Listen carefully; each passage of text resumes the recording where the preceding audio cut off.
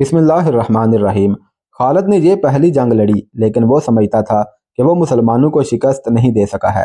آج 4 برس بعد وہ اس سوچ میں غرق تھا کہ مسلمانوں کی یہ طاقت عام انسانوں کی طاقت نہیں تھی۔ کوئی راز ہے جسے وہ ابھی تک نہیں پا سکا۔ اسے اہل قریش کی کچھ خامیاں یاد آنے لگیں، کچھ باتیں اور کچھ اعمال اسے اچھے نہیں لگ رہے تھے۔ اسے یہودیوں کی 2 بڑی خوبصورت عورتیں بھی یاد آئیں جو اہل قریش کے سواروں میں گھل مل گئی تھیں۔ وہ جانتا تھا کہ یہودی اپنے نسوانی حسن کے جادو سے اہل قریش پر چھا جانے کی اور انہیں مسلمانوں کے خلاف استعمال کرنے کی کوشش کر رہے ہیں۔ یہ طریقہ اسے پسند نہ تھا، لیکن ان میں سے ایک عورت ایک روز خالد بن ولید سے ملی تو خالد نے محسوس کیا کہ یہ عورت جو کچھ کہہ رہی ہے اس میں عقل و دانش ہے۔ اس عورت کے حسن و جوانی کا اپنا ایک اثر تھا، لیکن طلسم جو اس کی زبان میں تھا اس کا اثر خالد نے بھی محسوس کیا تھا۔ کچھ دیر تک یہ عورت خالد کے خیالوں پر چھائی رہی۔ اس کا گھوڑا ہنہنایا تو خالد جیسے خواب سے بیدار ہو گیا ہو۔ وہ تیزی سے اٹھا، گھوڑے پر سوار ہوا اور پھر مدینہ کے راستے پر ہو لیا۔ ولید کا بیٹا خالد شہزادہ تھا، عیش و عشرت کا بھی دل دادا تھا، لیکن فن حرب و ضرب کا جنون ایسا تھا کہ عیش و عشرت کو جنون پر حاوی نہیں ہونے دیتا تھا۔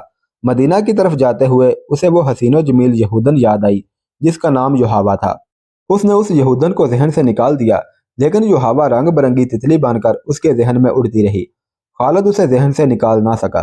خالد کے ذہن میں اڑتی ہوئی اس تتلی کے رنگ پھیکے پڑنے لگے، پھر تمام رنگ مل کر سرخ ہو گئے، خون جیسے سرخ۔ یہ ایک بھیانک یاد تھی۔ خالد نے اسے ذہن سے اگل دینے کی بہت کوشش کی، لیکن تتلی جو زہریلی بھیڑ بن گئی تھی اس کے ذہن سے نہ نکلی۔ یہ معرکہ احد کے 3-4 ماہ بعد کا ایک واقعہ تھا۔ یہ ایک سازش تھی جس میں وہ شریک نہ تھا، لیکن وہ قبیلہ قریش کا ایک بڑا ہی اہم فرد تھا۔ مسلمانوں کے خلاف کسی سازش میں شریک نہ ہونے کے باوجود وہ دعویٰ نہیں کر سکتا تھا کہ وہ اس میں شریک نہ تھا۔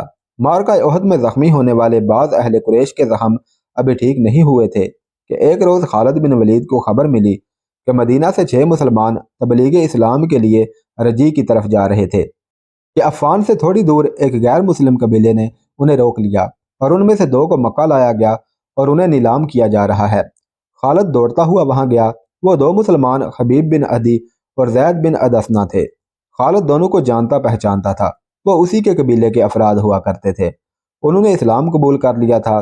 ان میں حب رسول صلی اللہ علیہ وسلم کا یہ علم تھا کہ رسول خدا صلی اللہ علیہ وسلم پر جانیں قربان کرنے کو تیار رہتے تھے۔ رسول خدا صلی اللہ علیہ وسلم انہیں بہت عزیز رکھتے تھے۔ خالد نے دیکھا کہ انہیں ایک چبوترے پر کھڑا کر دیا گیا تھا اور ارد گرد اہل قریش کا ہجوم تھا۔ ایک غیر مسلم قبیلے کے 4 افراد ان کے پاس کھڑے تھے، دونوں کے ہاتھ رسیوں سے بندھے ہوئے تھے۔ یہ دونوں مسلمان ہیں۔ ایک آدمی چبوترے پر کھڑا اعلان کر رہا تھا، یہ دونوں احد میں تمہارے خلاف لڑے تھے، ان کے ہاتھوں تمہارے عزیز اور خون کے رشتہ دار مارے گئے تھے۔ ہے کوئی جو انتقام کی آگ بجھانا چاہتا ہے؟ انہیں خریدو، انہیں اپنے ہاتھوں قتل کرو اور خون کے بدلے خون بہاؤ۔ یہ آدمی سب سے اونچی بولی دینے والے کو ملیں گے۔ بولو۔ 2 گھوڑے، ایک آواز آئی۔ 2 گھوڑے، ایک اونٹ، ایک اور آواز آئی۔ گھوڑوں اونٹوں کو چھوڑو، سونے میں بولی دو، سونا لاؤ، دشمن کے خون سے انتقام کی پیاس بجھاؤ۔ وہ لوگ جن کے قریبی رشتہ دار احد کی لڑائی میں مارے گئے تھے بڑھ چڑھ کر بولی دے رہے تھے۔ حبیب اور زید چپ چاپ کھڑے تھے۔ ان کے چہروں پر خوف نہ تھا، گھبراہٹ نہیں تھی، ہلکی سی بے چینی بھی نہیں تھی۔ خالد ہجوم کو چیرتا ہوا آگے چلا گیا۔ او قریش کے سردار کے جنگجو بیٹے، حبیب نے خالد کو دیکھ کر بڑی بلند آواز سے کہا، تیرا قبیلہ ہم دونوں کا خون بہا کر اس مقدس آواز کو خاموش نہیں کر سکتا جو غار ہرا سے اٹھی ہے۔ لا اپنے قبیلے کا کوئی نامور لڑاکا اور میرے ہاتھ کھلوا دے، پھر دیکھ کون کس کے خون سے پیاس بجھاتا ہے۔ میدان جنگ میں پیٹھ دکھانے والوں، زید نے گرجدار آواز میں کہا، تم نے شکست کا انتقام ہمارے بھائیوں کی لاشوں سے لیا۔ تمہاری عورتوں نے احد کے میدان میں ہماری لاشوں کے کان اور ناکیں کاٹ کر ان کے ہار اپنے گلوں میں لٹکائے ہیں۔ آج 4 برس بعد مدینہ کی طرف جاتے ہوئے خالد کو حبیب اور زید کے للکار اور تانے صاف سنائی دے رہے تھے۔ وہ زید کے تانے کو برداشت نہیں کر سکا تھا۔ آج 4 برس بعد اسے یہ تانا یاد آیا تو بھی اس کے جسم نے جھرجھری لی۔ اسے احد کے میدان کا وہ منظر یاد آیا جب ابو سفیان کی بیوی ہندہ نے حمزہ کی لاش کا کلیجہ نکال کر اپنے منہ میں ڈال لیا اور چبا کر اگل دیا تھا۔ اسی عورت نے اپنے ساتھ کی عورتوں سے کہا تھا کہ وہ مسلمانوں کی لاشوں کے کان اور ناک کاٹ لائیں۔ ان عورتوں نے اس کے آگے کانوں اور ناکوں کا ڈھیر لگا دیا تھا۔ ہندہ نے ان کانوں اور ناکوں کا ہار بنایا اور اپنے گلے میں ڈال دیا تھا، اور وہ پاگلوں کی طرح میدان میں ایک گیت گاتی اور ناچتی پھری تھی۔ اس منظر کو اس کے خاوند ابو سفیان نے پسند نہیں کیا تھا۔ خالد نے تو نفرت سے منہ پھیر لیا تھا۔ 3-4 ماہ بعد 2 مسلمان جن کے ہاتھ رسیوں سے بندھے ہوئے تھے اسے تانے دے رہے تھے۔ وہ اچھے طریقے سے انتقام لینے والا آدمی نہیں تھا۔ وہ یہاں سے کھسک آیا اور اہل قریش کے ہجوم میں گم ہو گیا۔ اسے اس قبیلے کا ایک آدمی مل گیا جو ان 2 مسلمانوں کو پکڑ کر لایا تھا۔ کسی بھی تاریخ میں اس قبیلے کا نام نہیں ہے۔ مورخوں نے بھی حشام کے حوالے سے ایک جنگجو قبیلہ لکھا ہے جو قریش کا اتحادی تھا۔ خالد نے اس جنگجو قبیلے کے اس آدمی سے پوچھا کہ ان 2 مسلمانوں کو کس طرح پکڑا گیا؟ خدا کی قسم، اس آدمی نے کہا، کہو تو ہم ان مسلمانوں کے رسول کو پکڑ لائیں اور نیلامی کے چبوترے پر کھڑا کر دیں۔ تم جو کام نہیں کر سکتے اس کی قسم نہ کھاؤ۔ خالد نے کہا، مجھے بتاؤ کہ ان 2 کو کہاں سے پکڑا گیا ہے؟ یہ 6 تھے، اس شخص نے جواب دیا۔ ہم نے احد میں مارے جانے والوں کا انتقام لیا ہے، آئندہ بھی ایسے ہی انتقام لیتے رہیں گے۔ ہمارے قبیلے کے کچھ آدمی مدینہ میں محمد کے پاس گئے اور کہا کہ وہ اسلام قبول کرنے آئے ہیں۔ انہوں نے یہ بھی کہا کہ ان کا پورا قبیلہ اسلام قبول کرنے کا ارادہ کر چکا ہے، لیکن پورا قبیلہ مدینہ نہیں آ سکتا۔ ہمارے ان آدمیوں نے محمد سے کہا کہ ان کے ساتھ چند ایک مسلمانوں کو ان کے قبیلے میں بھیجا جائے جو پورے قبیلے کو مسلمان کرے اور پھر قبیلے کو مذہبی تعلیم دینے کے لیے کچھ عرصہ وہیں رہے۔ ہمارے یہ آدمی جب واپس آئے تو ان کے ساتھ 6 مسلمان تھے۔ ادھر ہمارے سردار شارجہ بن مغیث نے 100 آدمیوں کو رجی کے مقام پر بھیج دیا۔ جب یہ 6 مسلمان رجی پہنچے تو ہمارے 100 آدمیوں نے انہیں گھیر لیا۔ تم سن کر حیران ہوگے کہ یہ 6 مسلمان تلواریں نکال کر 100 آدمیوں سے مقابلے پر آ گئے۔ ہم نے 3 کو مار ڈالا اور 3 کو پکڑ لیا، ان کے ہاتھ رسیوں سے باندھ دیے۔ شارجہ بن مغیث نے حکم دیا تھا کہ مدینہ سے کچھ مسلمان دھوکے میں آ کر تمہارے ساتھ آ گئے تو ان میں سے 2-3 کو مکہ لے جانا اور انتقام لینے والوں کے ہاتھوں فروخت کر دینا۔ ہم 3 کو ادھر لا رہے تھے، راستے میں ان میں سے ایک نے رسیوں میں سے ہاتھ نکال لیے، مگر وہ بھاگا نہیں۔ وہ اتنا پھرتیلا تھا کہ اس نے ہمارے ایک آدمی کی نیام سے تلوار نکال لی، کیونکہ اسے ہم نے نہتھا کر رکھا تھا۔ اس نے بڑی تیزی سے ہمارے 2 آدمیوں کو مار ڈالا۔ اکیلا آدمی اتنے سارے آدمیوں کا مقابلہ کب تک کرتا؟ وہ مارا گیا اور ہم نے اس کے جسم کا کیما کر دیا۔ یہ 2 رہ گئے، ہم نے ان کے ہاتھ اور زیادہ مضبوطی سے باندھ دیے اور یہاں لے آئے۔ اور تم خوش ہو؟ خالد نے اسے تنزیہ کہا۔ کیا کہے گا وہ؟ اہل قریش اور ان کے دوست قبیلے اتنے بزدل ہو گئے ہیں کہ اب دھوکہ دینے اور 6 آدمیوں کو 100 سے مروانے پر اتر آئے ہیں۔ کیا تم نے مجھے یہ بات سناتے شرم محسوس نہیں کی؟ کیا ان 100 آدمیوں نے اپنی ماؤں کو شرمسار نہیں کیا جن کا انہوں نے دودھ پیا ہے؟ تم نے میدان جنگ میں مسلمانوں کا کیا بگاڑ لیا تھا ولید کے بیٹے؟ اس آدمی نے کہا، کیا تم محمد کی طاقت کا مقابلہ کر سکتے ہو؟ بدر میں 1000 قریش 313 مسلمانوں سے مار کھا آئے تھے۔ احد کی لڑائی میں محمد کے پیروکار کتنی تعداد میں تھے؟ 700 سے کم ہوں گے، زیادہ نہیں۔ قریش کتنے تھے؟ ہزاروں۔ سن خالد بن ولید، محمد کے ہاتھ میں جادو ہے، جہاں جادو چلتا ہے وہاں تلوار نہیں چل سکتی۔ پھر تمہاری تلوار کس طرح چل گئی؟ خالد نے پوچھا۔ اگر محمد کے ہاتھ میں جادو ہے تو وہ تمہارے سردار شارجہ بن مغیث کے دھوکے میں کس طرح آ گیا؟ اس کے 4 آدمی کو کس طرح مار ڈالا؟ ان 2 کو محمد کا جادو آزاد کیوں نہیں کرا دیتا؟ تم جس چیز کا مقابلہ کرنے کی جرت نہیں رکھتے اسے جادو کہہ دیتے ہو۔ ہم نے جادو کو جادو سے کاٹا ہے، شارجہ بن مغیث کے قبیلے کے آدمی نے کہا۔ ہمارے پاس یہودی جادوگر آئے تھے، ان کے ساتھ 3 جادوگرنیاں بھی تھی، ان میں سے ایک کا نام یوحوا ہے۔ ہم نے اپنی آنکھوں سے دیکھا ہے کہ ایک گھنی جھاڑی میں سے ایک برچی زمین سے سرکتی ہوئی باہر آئی۔ یہ برچی جھاڑی میں واپس چلی گئی اور سانپ بن کر واپس آئی۔ یہ سانپ واپس جھاڑی میں چلا گیا۔ آج مدینہ کی طرف جاتے ہوئے خالد بن ولید کو یہ واقعہ یاد آ رہا تھا۔ وہ اسے یاد نہیں کرنا چاہتا تھا، لیکن زہریلی بھیڑوں کی طرح یہ یاد اس کے اوپر بھن بھناتی رہی۔ اسے جو ہوا یاد آئی وہ جادوگرنی تھی یا نہیں؟ اس کے حسن میں، جسم کی ساخت، مسکراہٹ اور بولنے کے انداز میں جادو تھا۔ اس نے شارجہ بن مغیث کے اس آدمی کے منہ سے یوحوا کا نام سنا تو وہ چونکا۔ معرکہ احد کے بعد جب اہل قریش کی فوج مکہ واپس آئی تھی تو مکہ کے یہودی ایسے انداز سے ابو سفیان، خالد بن ولید اور اکرمہ کے پاس آئے تھے جیسے احد میں یہودیوں کو شکست ہوئی ہو۔ یہودیوں کے سرداروں نے ابو سفیان سے کہا تھا کہ مسلمانوں کو شکست نہیں ہوئی اور لڑائی ہار جیت کے بغیر ختم ہو گئی ہے، تو یہ قریش کی شکست ہے، یہ یہودیوں کی ناکامی ہے۔ یہودیوں نے اہل قریش کے ساتھ اس طرح ہمدردی کا اظہار کیا تھا جیسے وہ اہل قریش کی ناکامی پر غم سے مرے جا رہے ہیں۔ انہی دنوں خالد بن ولید نے پہلی بار یحاوہ کو دیکھا تھا۔ وہ اپنے گھوڑے کی ٹہلائی کے لیے آبادی سے باہر نکل گیا تھا۔ جب وہ واپس آ رہا تھا تو راستے میں اسے یحاوہ مل گئی۔ تمہاری شکست ہماری شکست ہے، اب ہم تمہارا ساتھ دیں گے، لیکن تمہارے ساتھ ہوتے ہوئے بھی تم ہمیں اپنے ساتھ نہیں دیکھ سکو گے۔ خالد نے یوں محسوس کیا جیسے اس کی زبان بند ہو گئی ہو۔ تلواروں، برچھیوں اور تیروں کی بچھاڑوں کا مقابلہ کرنے والا خالد یحاوہ کی مسکراہٹ کا مقابلہ نہیں کر سکا۔ اگر یہودی ہمارے ساتھ نہیں ہوں گے تو ہمارے کس کام آ سکیں گے؟ خالد نے پوچھا۔ کیا تم سمجھتے ہو کہ صرف تیر ہی انسان کے جسم سے پار ہو جاتا ہے؟ یحاوہ نے کہا۔ عورت کا تبسم تم جیسے دلیر اور جری مردوں کے ہاتھوں سے تلوار گرا سکتا ہے۔ خالد اس سے کچھ پوچھنا چاہتا تھا لیکن کچھ پوچھ نہ سکا۔ یحاوہ نے اس کی آنکھوں میں آنکھیں ڈالی اور پھولوں کی پنکھڑیوں جیسے ہونٹوں پر تبسم آ گیا۔ یحاوہ آگے چل پڑی۔ خالد اسے دیکھتا رہا۔ اس کے گھوڑے نے کھر مارا تو خالد اپنے آپ میں آ گیا۔ وہ بڑی تیزی سے گھوڑے پر سوار ہوا اور چل پڑا۔ کچھ دور جا کر اس نے پیچھے دیکھا۔ یحاوہ رک کر اسے دیکھ رہی تھی۔ یحاوہ نے اپنا ہاتھ ذرا اوپر کر کے لہرایا۔ اب جب کہ دو مسلمانوں کو نیلام کیا جا رہا تھا اور خالد کو ایک آدمی نے بتایا تھا کہ ان مسلمانوں کو کس طرح دھوکے میں لایا گیا ہے اور اس آدمی نے یحاوہ کا نام بھی لیا، تو اس نے ارادہ کر لیا کہ معلوم کرے گا کہ یحاوہ نے وہ جادو کس طرح چلایا ہے۔ اسے اپنے قبیلے کا ایک سرکردہ آدمی مل گیا۔ اس سے پتہ چلا کہ یہ مسلمان اہل قریش کے ہاتھ کس طرح آئے ہیں۔